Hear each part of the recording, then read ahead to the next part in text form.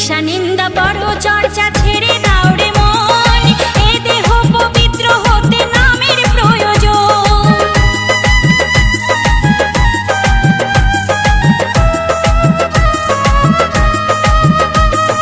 হিংসা নিন্দা বড় চর্চা ছেড়ে দাও রে মন, এ দেহ পবিত্র হতে নামের প্রয়োজন।